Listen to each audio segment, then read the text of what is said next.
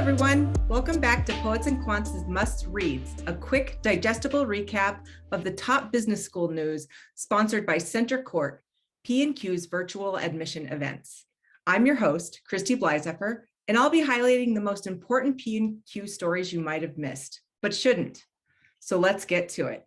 Number 1, high and low MBA salaries and bonuses at the top B schools. If you love reading about those big, gaudy salaries MBAs can snag, this story from managing editor Mark Ethier has you covered. He breaks down the salary data from the latest ranking from US News and World Report. And guess what?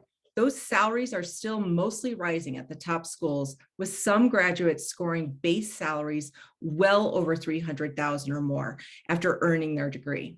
You can find out which schools had the highest and lowest average salaries, signing bonuses, and overall compensation at poetsandquants.com. Number 2, former dean dies in cave diving accident.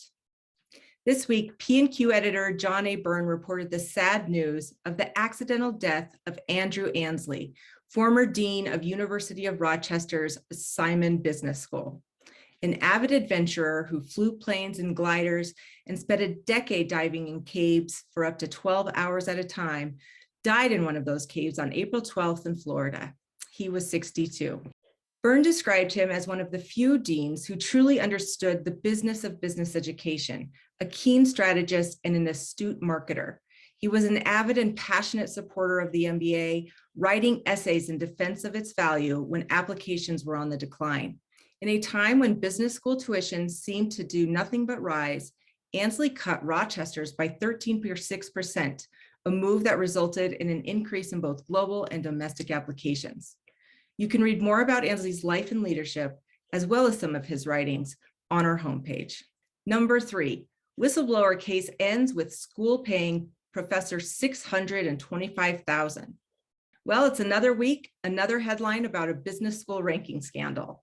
This one comes to us from the Block School of Management at University of Missouri, Kansas City, who paid $625,000 to a rankings whistleblower. The case dates back to 2016 when business school professor Richard Arend was fired for what the school called a demonstrated substantial lack of fitness in the professional capacity as both a teacher and a researcher. Arend called it retaliation for calling foul on rankings data the school was submitting.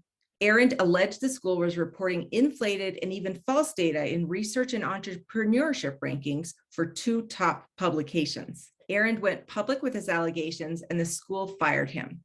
Coincidence? He didn't think so and sued the school in 2017. 5 years later, they reached this settlement.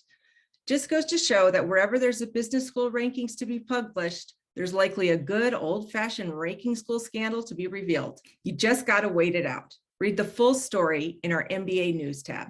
Number 4, Harvard's online course revenue nearly matches its traditional exec ed business. Finally, for our last must-read story of the week, Harvard Business School's online courses are closer than ever to surpassing revenue from traditional on-campus executive education programs. In fact, HBS reported a 112% increase in applications in 21 as the stigma against online education continued to fade for both students and employers.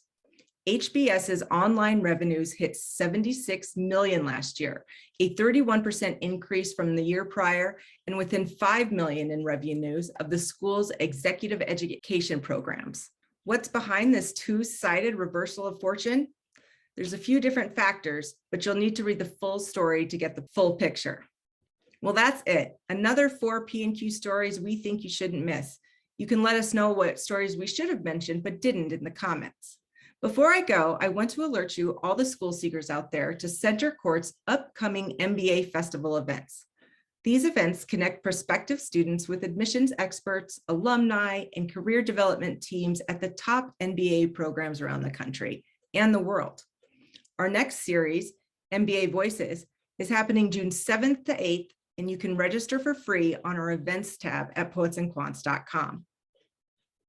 For new MBA admits, don't miss our next virtual networking festival coming up May 19th to 20th. Get a jumpstart on your B-School journey by forging new connections, becoming more savvy about internship and career options, and making the most of your B-School pivot. Learn more on our events page. Thank you for listening. Again, I'm Christy Bleiseffer with Poets and Quants, and you can join me right here next week for a recap of what's important in the world of business education. Stay informed.